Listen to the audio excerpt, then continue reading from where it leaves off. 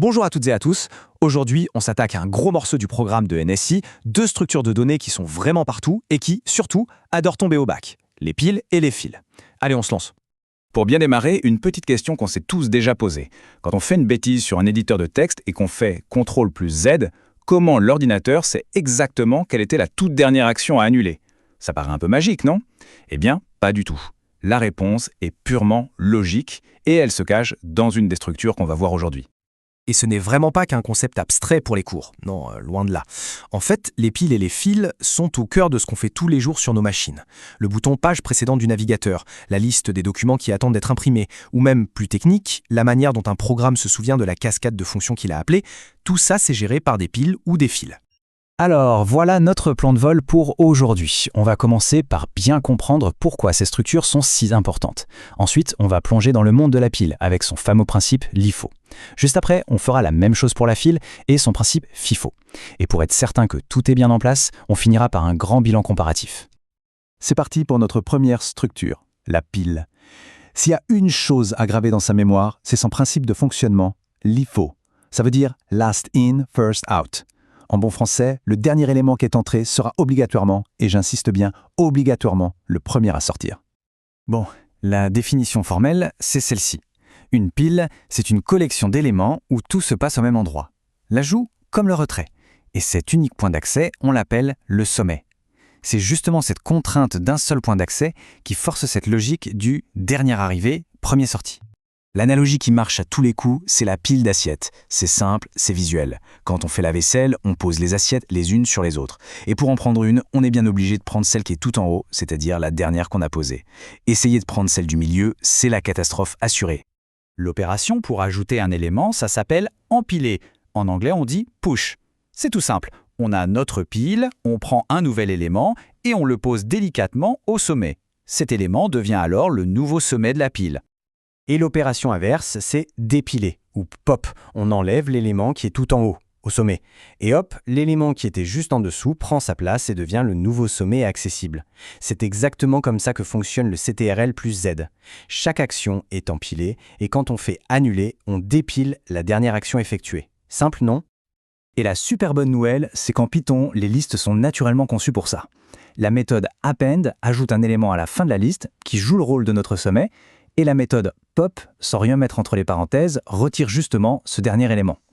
Le point le plus important à retenir, c'est que ces deux opérations sont ultra efficaces, on dit en temps constant, ce qui se note O de 1. Ok, petit récap spécial pour le bac. Pour les piles, on doit retenir le principe, c'est LIFO. Dernière entrée, première sortie. Les opérations à connaître sur le bout des doigts, empiler et dépiler. L'image mentale à garder, c'est la pile d'assiettes. Et enfin, les exemples types, la fonction annuler et le bouton retour du navigateur. Avec ça, on a l'essentiel. On passe maintenant à la deuxième structure, la file. Et là, attention, on change complètement de logique. Le principe, c'est FIFO. First in, first out. Autrement dit, le premier élément qui est entré sera aussi le premier à sortir. Alors, la définition formelle, c'est celle-ci. Une file ou queue en anglais a une grosse différence avec la pile. Elle a deux points d'accès. On ajoute les nouveaux éléments d'un côté, qu'on appelle la queue, et on retire les éléments de l'autre côté, qu'on appelle la tête. C'est cette séparation entre l'entrée et la sortie qui garantit l'ordre du premier arrivé, premier servi. L'analogie est encore plus facile à visualiser. C'est une file d'attente comme à la cantine ou au cinéma. La première personne arrivée dans la file est la première à passer au guichet. C'est juste, c'est logique, c'est FIFO. Les nouveaux arrivants, eux, se mettent bien sagement à la fin de la queue. L'opération d'ajout, ici, ça s'appelle enfiler, ou on queue en anglais. C'est simple. Un nouvel élément arrive, il va se placer tout au bout de la file, derrière tout le monde. Et pour retirer un élément, on parle de défiler ou dequeue. On retire toujours l'élément qui est en tête de file. C'est celui qui attend depuis le plus longtemps. Une fois qu'il est parti, l'élément qui était juste derrière lui avance et devient la nouvelle tête de file. Alors, en Python, on pourrait se dire qu'on va utiliser une liste. Pour enfiler, à peine, marche nickel, ça ajoute à la fin. Mais attention, gros piège classique. Pour défiler, il faudrait retirer le premier élément, avec pop 0, et ça, sur une longue liste, c'est une opération très très lente. Pourquoi ? Parce que Python est obligé de décaler tous les autres éléments d'un cran. La bonne pratique, la solution propre et efficace, c'est d'utiliser l'objet dec qui se trouve dans le module collections. Le récap pour le bac côté fil. Le principe, FIFO, première entrée, première sortie. Les opérations, enfiler et défiler. l'analogie à retenir, c'est la file d'attente. Et les cas d'usage typiques, c'est la file d'impression ou la gestion des requêtes sur un serveur. En bref, partout il faut respecter l'ordre d'arrivée. Bien. Maintenant qu'on a vu les deux séparément, on va les mettre face à face. C'est en les comparant directement que les différences deviennent vraiment évidentes et que tout s'éclaire. Regardons ce tableau. D'un côté, la pile, de l'autre, la file. Le principe, c'est vraiment l'opposition fondamentale, LIFO contre FIFO. Les opérations, elles ont des noms bien à elles, empiler, dépiler contre enfiler, défiler, il ne faut pas les mélanger. Les analogies, on les a bien en tête. Les assiettes contre la file d'attente. La différence d'accès est cruciale.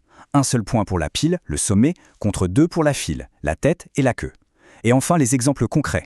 CTRL plus Z contre l'imprimante illustrent parfaitement ces deux logiques. Pour le dire autrement, la pile inverse l'ordre du temps, tandis que la file le respecte scrupuleusement. Allez, une petite astuce de prof, le truc à garder en tête pour les exos du bac. Face à un problème, il n'y a qu'une seule question à se poser. Est-ce que le traitement des éléments doit inverser leur ordre d'arrivée? Si la réponse est oui, il faut penser pile. Si au contraire le traitement doit conserver leur ordre d'arrivée, alors il faut penser file.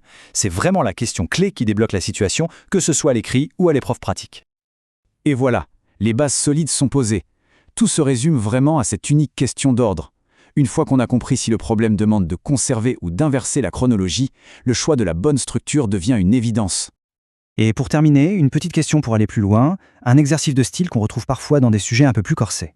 On a bien vu qu'une file est FIFO et une pile LIFO. Mais serait-il possible de fabriquer une file qui respecte parfaitement le principe FIFO en utilisant uniquement que 2 piles LIFO? La réponse est oui, et c'est un excellent exercice pour vraiment maîtriser le concept. Je laisse la question ouverte pour la réflexion. Merci pour l'écoute et à bientôt.